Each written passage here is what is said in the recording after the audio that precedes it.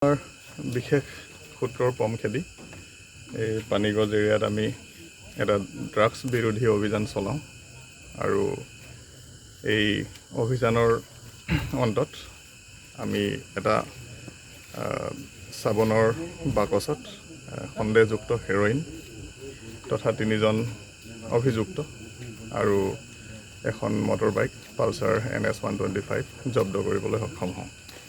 Sir সাধাৰণতে দেখা গৈছে ড্ৰাগছ যি সৰবৰাহকাৰীসকল আছে তেওঁলোকে নানান কৌশল অৱলম্বন কৰিছে। আজি যিহেতু দেখিলোঁ বহীখন মাছটো খোলা বনাই তাতে লৈ আহিছে, কি ক'ব ছাৰ?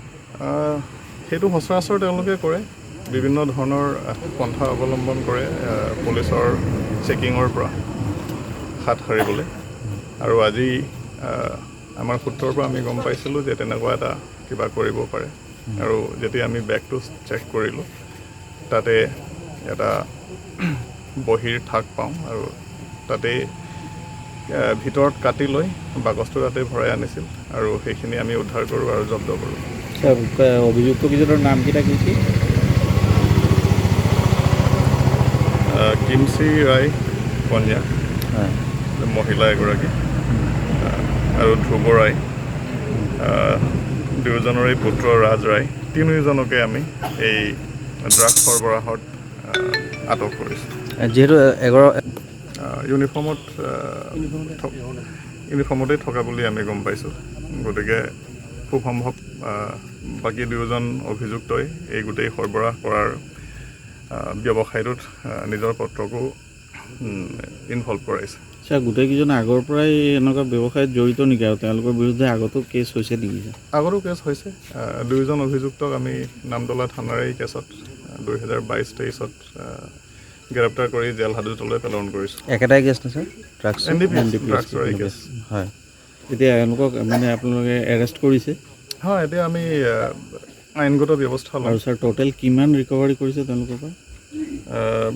উইথ বক্স মানে চাবোনৰ যোনটো কেছত সেইটোত 36.2 গ্ৰাম আৰু উইদাউট বক্স মানে অকল যোনটো ছাছপেক্টেড হেৰইনৰ পেকেট সেইটো 9.1 গ্ৰাম পাইছোঁ। মাৰ্কেট ভেলু কিমান হ'ব ছাৰ? মাৰ্কেট ভেলু প্ৰায় এৰাউণ্ড 50-60,000। ইণ্টাৰনেশ্যনেল প্ৰাইচ চাগে বেছি হ'ব, এইটো বজাৰ আৰু ডিমাণ্ডৰ ওপৰত নিৰ্ভৰ কৰে। এইটো ঠাই বিশেষে দামটো আৰু তাৰ মূল্য ইফাল সিফাল হয় অলপ। জোৰকৈ কওক। ঘৰ জোৰকৈ কওক নামটো। দুৰ্বেৰাই। ক'ত ঘৰ আপোনাৰ? পানীগাছত। ঘৰ ক'ত? ঘৰ নামতলা। ব্ৰাউন চুগাৰখিনি ক'ৰ পৰা আনিছিলে? এইটো মই ডিমাপুৰ পৰা আনিছোঁ। ডিমাপুৰ? কাৰ পৰা কিনিছিলে ডিমাপুৰ? নগাহাটৰ পৰা আনিছোঁ। নগাৰ পৰা? কিমান টকাত কিনি আনিছিলে?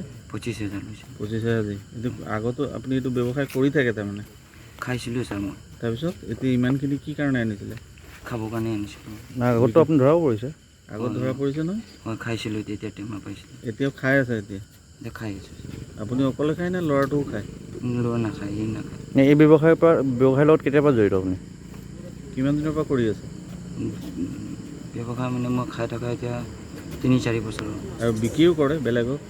বিক্ৰী নকৰোঁ। নকৰোঁ। কি ক'ব? মই বিক্ৰী নকৰোঁ, খাইছিলোঁ। নিজে খায়? অকল এই কিহত লৈ গৈছিলে ল'ৰাটোৱে?